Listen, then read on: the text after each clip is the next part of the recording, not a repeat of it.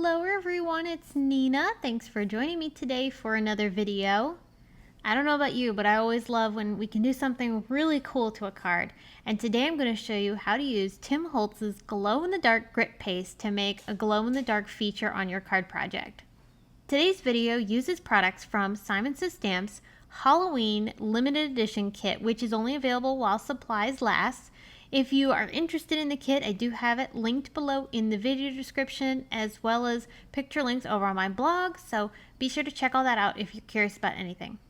So the main product that I'm going to be using from the kit is the Halloween Damask stencil, which I actually designed for the kit.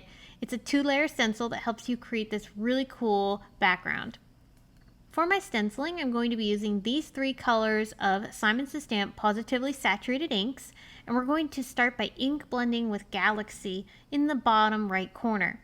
I'm going to create a swatch of color there along that bottom right and fade it out towards the middle before I bring in my second color, and that is Sweets. It's a really nice purpley pink color, blends beautifully with Galaxy. So I'm going to put that in the middle section of my paper and then fade that out towards the top left, and that's where we're going to add Grapefruit. That'll blend beautifully with the Sweets color and give us this really fun background that's perfect for Halloween. I'm going to peel off the stencil so you can see where we're at. I did want to soften that white color. I felt it was a little too harsh for the style that I was going for, so I'm just going to make this a tone-on-tone background. With those same colors of inks and my blending brush, I'm just going to put a very light amount of color over top of the blending we've just done. So this will really soften that white paper and also still allow the beautiful stenciling to show through.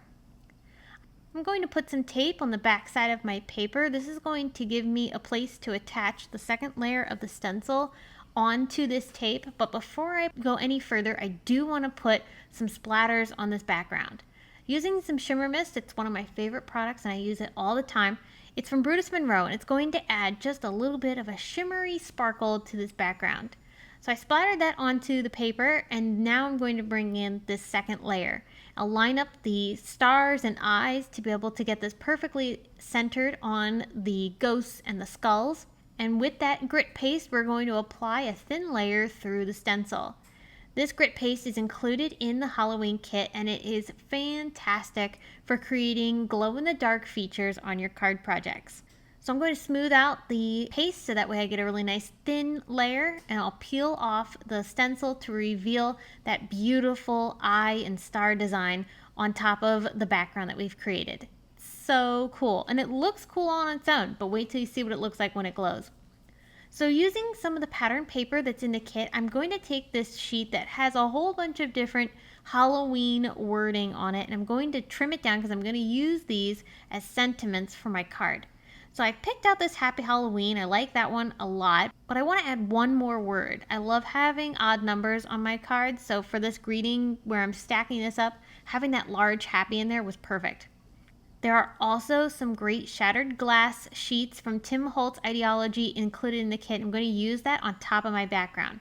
Of course, this is clear, so I want to hide the adhesive as best as I can. So here's what we're going to do.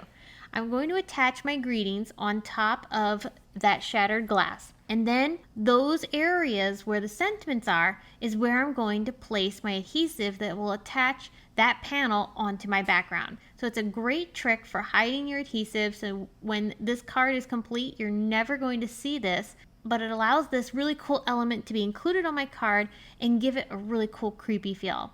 So I'm going to glue that down on top of my card and then finish things off with a few embellishments from the Halloween mix that's included in the kit from This Calls for Confetti. This confetti mix is super fun. It's got little ghosts and bats, cobwebs. This Halloween kit from Simon Says Stamp is really jam-packed and has a lot in it. So this is the card that I made in today's video, and this is what it looks like in daylight. But check it out, when you turn the lights off, look at how those eyes, the stars, everything glows beautifully. And I think this is so much fun and adds such a unique finishing touch to your card project. Now, in addition to this card, I did make a few other things. I don't have them on video, but I thought I'd share them here at the end. I made this really fun little shaker card, which I added a little sentiment that says Shake Well on it from the Idea-ology Halloween ephemera pack that you get in the kit. I thought that was a fun way to use that on a shaker card. I also made this other really cool card that I incorporated another shattered glass panel into.